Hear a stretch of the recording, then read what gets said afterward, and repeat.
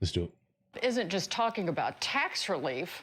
He's talking about rewriting the whole tax code. Next year is projected to be the largest tax refund season ever, and we're going to be giving back refunds out of the tariffs because we've taken in literally trillions of dollars, and we're going to be giving a nice dividend to the people. The money we're taking in is so great, it's so enormous, that you're not going to have income tax to pay.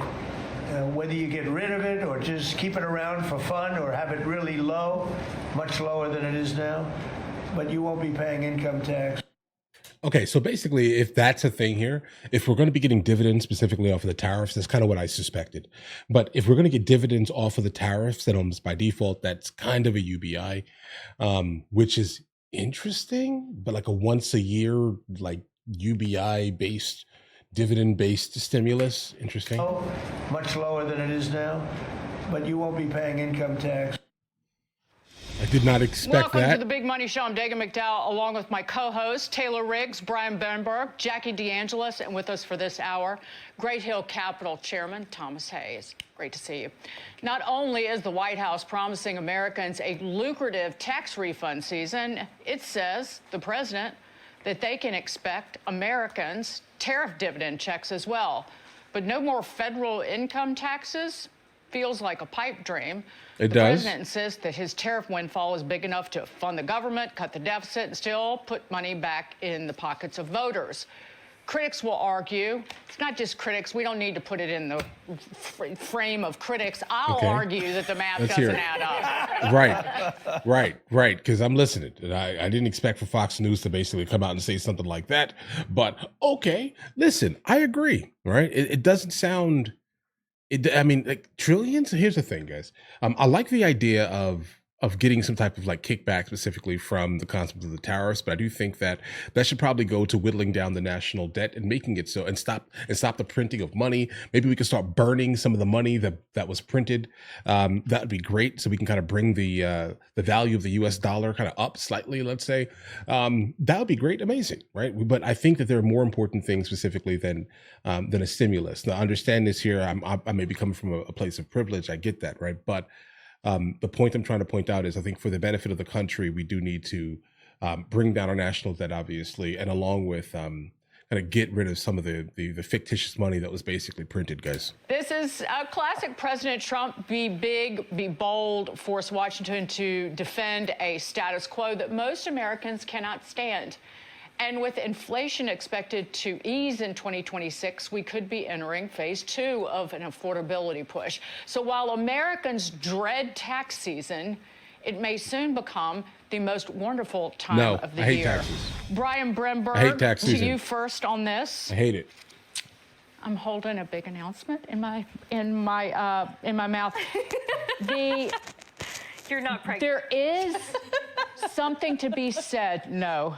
There is something to be said, though. Why half of the country doesn't pay any income taxes. True. So why have this vast monstrosity of forcing them to fill out paperwork and file, and then you get a refund, and there's something that he is piecing together here, and it's not quite coming out. Bro, I haven't gotten a refund since I was 16. I sense something. I sense things too.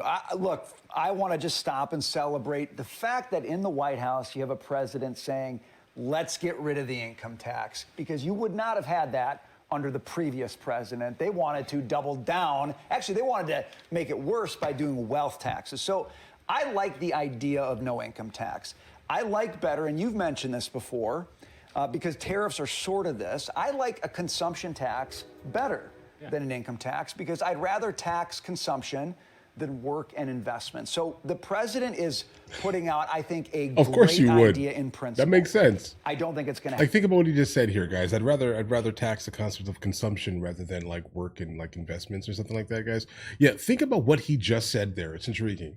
Hey, listen, I want to be able to hoard money and not be taxed on it if I decide to take it out, right? Because technically, I'm not buying anything, so I'm just storing it, right? I'm creating generational wealth. That's basically what he's saying here. And of course, that makes sense to someone kind of like, with means, let's say, but the average American, that's not really going to benefit them at all, because all they generally do is consume. I agree. It's not going to happen. Invest it's not or realistic. save large scale. Right. It's not. I don't think, and again, this is sort of my non-lawyer analysis of what's going to happen with the Supreme Court. I don't think a lot of his IEEPA tariffs are going to stand. I don't think that's a big problem for him because he's got other ways to do it. But I do like the one thing he's doing here that I think is super important, because they haven't done enough this year, is consumption tax is not good. Wait until you start to get your refunds from the big, beautiful law, the big, beautiful bill, because it is going to be big. You're going to feel it. And it's going to change your whole tax picture for the coming year, which is why you got guys like Kevin Hassett and Scott Besson just saying don't consume. 2026 is going to be a bonanza. Right. So, from the president's lips to God's ears, no income tax. I don't know if the Lord's going to answer that prayer just now, but it's a great idea. Can I do the math here for everybody? Yes. Okay, so federal break the numbers I'll down. hold up this handy chart. For the Department of Jack, I'm just Treasury. joking. Oh, I can see that perfectly. It's a little small for me. But the federal receipts overall were almost $5 trillion in fiscal year 2024. Of that, the individual aspect of it was 2.43 trillion. So if we're talking about tariff revenue right now of roughly 300 billion for the year, no, the math doesn't add up. But Brian, I agree with you. The sentiment is there that the president wants to do as much as he can for working Americans. And what I love about this, and we talk about it, is that it is work incentivizing. Go to work, you can make money, you can keep more of it. And that is what people want to hear. We talk about handouts, we talk about entitlements. Even Joe Biden said, job is your dignity. And that is important to people. I don't think most people really want to sit on the couch and take these entitlements, but they're a little bit lost and they're a little bit stuck. So what the president wants to do is incentivize them not only to work, but create a growth engine in the economy where the opportunity to work is there. And that is what's happening here. Now, if they're right, the administration, and in 2026, you have a gangbuster year because people are getting their refunds from no tax on tips and the new policies that were implemented in the big, beautiful law, then that's going to contribute to the growth engine as well. Remember, I said this is a wheel. It's got a lot of different spokes, this economic policy overall. As these spokes come together and that wheel starts to move, I think you're going to really see something amazing. And the haters are going to have to turn around and admit that they were wrong on this. Yeah, guys, when it comes down to like that no tax on tip thing, I never really, I was like, bro, that kind of sounds like virtue signaling in a very interesting way, because guys, I've known a lot of waiters and like waitresses specifically, when I was in college and things, right? And I can definitely tell you this right now. I'm not sure a single one of them have ever claimed any of that ever, right? I'm sure that sounds terrible, right? But they weren't claiming it anyway. Or if it was definitely not what it should have been. All right. I think that's just kind of the reality of that scenario. So I understand that you're trying to tell the people it's okay, no tax on tips. But the reason why I think it was so easy to kind of get that done specifically is because they weren't right. Like they were leaving dollar bills on the table, bro. $5 bills, etc. They were not saying that they made that anyway. Quick points, and I want you to weigh in on So this. that was an easy one, I mentioned I this think. last week. A lovely man in my building the other day came up to me and he said, "Can you tell me more about no tax on overtime? Because I'm working Thanksgiving. Now, see, and that I'm would be doing double time. crazy and for I'm working a people. little bit extra and putting an extra shift. How does that work in my paycheck?" And so we kind of went down the math, and I kind of alluded to like you'll get a lot of money back when you start filing taxes. And he looked at me and goes, "Ooh, that sounds good, right? I could have that money. I could deserve that, or really it would be nice to have." You worked for it. You deserve it. The other part to this is this sort of folds into the Michael Dell announcement when we talk about income taxes. We joke that our alma maters call us and they ask for us to donate to the foundation. And my response is always, I can't because the government's already taken half my money. Sorry, I have no money left. Actually, they do call them. If the federal government were to lower my taxes, I would bet, the same way Michael Dell just bet, that they would give more money directly to people, to charities, to foundations, to whatnot. So I would have control over how my money is spent, and I would give it back to those in need much more than I do now. because the government is, I think, more wasteful in their resources and how they distribute money than I would be personally. Personally, right. But here's the other end of that, Brian. I just want to challenge you. Okay. Do you really want a consumption tax? If our economy is Guys. 60 or 70% based on the consumer, that's how our GDP is. Yeah. If that's what's powering... I'm saying no income tax. But if that's what's powering the economy, is it this guy consumption here. tax, which is what the lower income... Consumption doesn't power our economy. Production does. Yep. Okay. And the income tax penalizes work. Okay. The consumption tax penalizes consumption or buying of things. Would we want to, if you have a consumption tax, you create incentives for work. And what President Trump did with the tariffs, it is I've said this over and over, it's a sliver of a value-added tax. Guys, hold on. When it comes down to like the consumption tax, I can definitely tell you that by doing that, you would have to open up the concept of right to repair. Like, I think everyone would be focusing on that, because then people would be like, okay, we need products that are actually going to have the ability to last. I do think that probably a lot of the stuff you buy off of Amazon would probably no longer be sold, because again, who would want to buy something that is lackluster quality for something? So you would need to be able to keep things a lot longer. Our landfills would most likely not be as filled as they generally are. I'm trying to think of all the benefits, but it is, in fact, to the detriment of the poorest of the Americans, though. I'll tell you this right now. You do not want to do that to people. Yeah, they can keep a little bit more money, but now every single thing gets more expensive, specifically. Yeah, guys, consumption tax is not where it's at. That's just kind of where I am right there. I don't think it's a good idea. It only benefits like the wealthy or people with means, and that's not really the greatest thing in the world. At all, guys, but either way. Yeah. It is a sliver of a consumption tax. So there's great economic theory that undergirds what the president is doing. He won't say it. Right. Brian, knock it off. Wait, but we already pay sales tax. What she said, Taylor. Don't listen to that man in the middle. Serious. We already pay sales tax. In New York, it's a little bit over 8%, right? So you see that when you make purchases, at least of clothing, for example, over a certain amount, or of food and beverages and all those other things we consume. So how much more can you add to that, where you would need to offset what we were talking about, the trillions of dollars? They'll find a way. That you think people can absorb. I guess he's looking to cut on the other end, so you would have more money, like Taylor's suggesting, but I don't know. There's got to be a balance.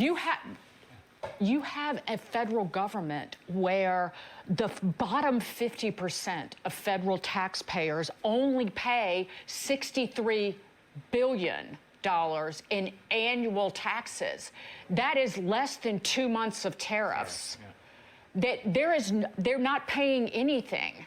And we need to cut healthcare spending, but instead we just got checks for babies and Obamacare super subsidies. We're Denmark without the value-added tax. That is the definition of insanity. I think this is all about direction, not destination. We know the math doesn't add up, but it's the idea of pro-growth policies. And furthermore, thought experiments. This is really just an adversiment to the Supreme Court.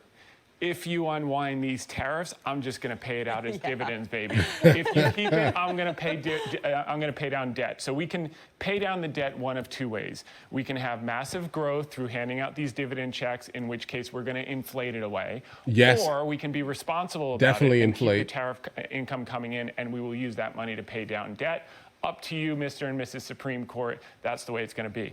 But the name of the game here is, people are afraid of inflation, they're afraid of yields, and it's recency bias. What we had with COVID inflation was a unique situation of ongoing checks and supply chain disruption, and people locked in their house with nothing else to do but order goods. That's not going to be the case this time, predominantly because of the most important policy, which is the energy policy. You keep energy low. The Saudis respect this administration. They have been towing the line and keeping production up. If oil stays down, they can get away with murder. They can hand out dividend checks till the cows come home. The supply chain is not going to be disrupted, and we are going to grow above trend, just like we did post-World War II, the last time we had debt to GDP at 120%. we basically grew our way and inflated a little bit, 3 to 5% inflation by 1957, debt to GDP dropped to 63% from growth and letting the economy run hot. Like Larry Kudlow always says, let it rip. And that's exactly what this administration is going to do with the dream team of Hassett and Bessent. That's your prediction. Okay. Okay.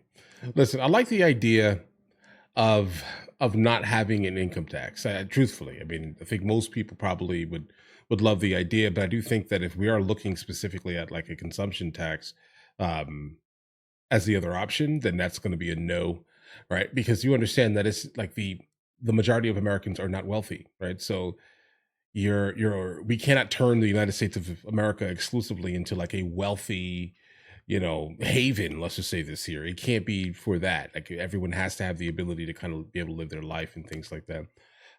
And if you were to do a consumption tax, you're just making everything crazier.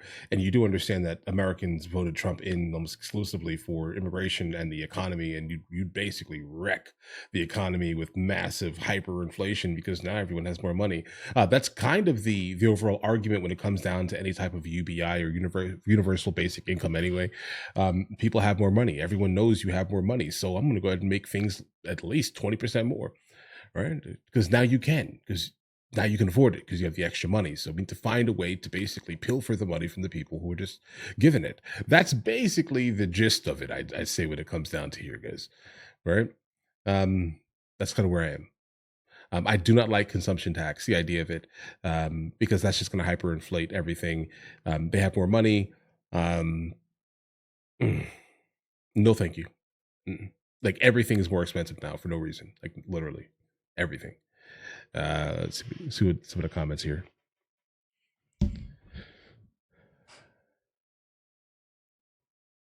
Verdi.